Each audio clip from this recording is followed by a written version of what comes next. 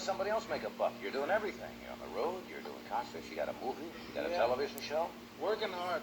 It's, I feel strong. It's like a resurgence. You like that when you're really busy? Yeah, like this summer I did a lot of concerts. I did about 20 concerts in like 31 days. Different places you've been going to? Different cities. I was in one city back east where the main pastime was tennis and smoking weed.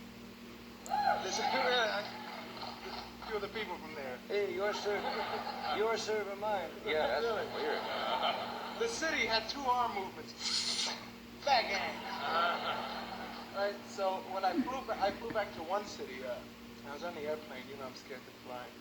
Are you one of those? Oh, I'm white knuckle city. You know, take me, I'm yours, forget it. So I'm on the plane, and they never serve food. They say if you fly at night, you get the midnight snack. Oh, yeah, that's which is a dry piece of sourdough and an olive. And so I say I'm gonna take my own food. So we get a bag of sandwiches and stuff. And about 2 in the morning, I'm eating. The guy next to me says, "Where the hell did you get that?" So I brought it. He says, "Can I have that cheese sandwich?" I go, $8. Where's he gonna go? 30,000 feet, right? McDonald's? You make a college education money from New York to Paris. Huh? You know, people never think of that. You can take a look, you know, because most airlines would anyway. Is it best, just enough for survival? Oh, yeah. And it never occurs to people to say, you know, take something in a... And it's always so little. It's a little fork. You feel like you're in a big chair going, yeah. The little plate plastic things you can't cut anything with. So then we're flying to Fort Lauderdale. This is one of the gigs we did. And we're in the middle of Hurricane Bell, which missed Miami, and Fort Lauderdale hits New York, hits Long Island. And they were interviewing people on Long Island. The news we were watching. And they interviewed this black guy, which was, what was he was doing on Long Island, I don't know. You know. He was on there, and they said, well, what did you do during the Holocaust? Well, I got my old lady, and I split, you know what I mean? That winter blow the color off, and then, you know. I ain't lying. Yeah.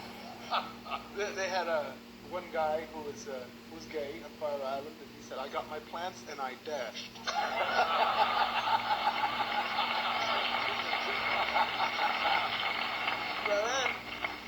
Then we dashed. It was great. So we come back, and I do Tony Orlando's show. Right. I take that. And think about me and Tony Orlando working at the same time. You do look a lot alike. Well, yeah, the mustache and the hair. Do you think so? Well, I mean, just the hair. Yeah. But the thing that's great about me and Tony being on the same show is that night in Central Park, 2 old ladies are safe. What is that? Moves you from the... Oh, yeah. So I was back in New York, you know, visiting too, and been doing a lot. Like Chico and the Man is in its 3rd season, and Jack is really a delight to work with. We got Della Reese as a regular now. That's what I read. And between me and her, we drive Jack nuts. And we got better scripts this year. I'm the first to admit, last year we didn't have the greatest scripts in the world. I mean, even the laugh track was booey. You know, it is tough. Writing is tough, and to sit down, you know, and have to come up with a product that is on television night after night or week after week is an awfully tough task. You get those words on paper and have them funny and every single 22 weeks of that, it's just crazy. Like, I wrote the 3rd script of the season this year, and I saw the other point of view. You know, when an actor messes with your words, you go, you know, and you're going crazy. You go, why? Why did he say it that way? Like everything you write is... Oh, it's a baby. Dead Sea Scrolls can't be touched. Can't be, you know. Now you're a motion picture actor. Yeah. I've seen a couple of promos the past week on NBC. What I understand it has to do with a girl gang? Is that right? Or something? A lot of people thought it would be a comedy. See, I started out doing drama. I took 4 years of it, and I was starving doing it and doing plays off Broadway, and I wanted to get back to it. It's called $1 Million Ripoff. It's on tomorrow night at 8 on NBC. And I'm an ex-con who's an electronics expert who bugs the Chicago Transit Authority and finds out their collection route, and with the aid of 3 girls disguised as men, rips them off for 1.5, big ones. And it's also a love story. It's like this guy gets out, it is a heist. It's like I get out, and me and my old lady are going to go to Switzerland with this money. And also, I want to get back at Lieutenant Fogarty, who put me up the river, and for making blue boxes. Oh, yeah, I know what those are.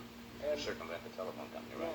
yeah. Now I researched the role, which wasn't hard for me. From Puerto Rican, I adapted very easily.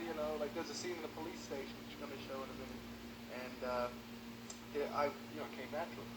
But it was fun. Like during the movie, I had 3 disguises that I wore, and I went to a restaurant. I had the disguise on, and it was an all-black restaurant, and it's blonde hair, big nose, black people looking like.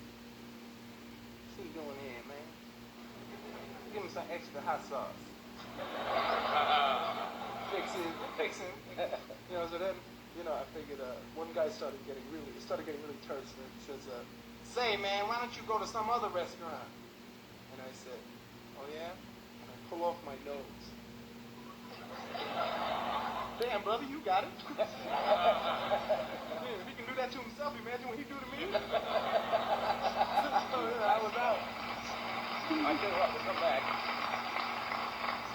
We have about a 2-minute film clip. Yeah. And we will do this first. We'll come back and I'll show you a short preview of what you'll see.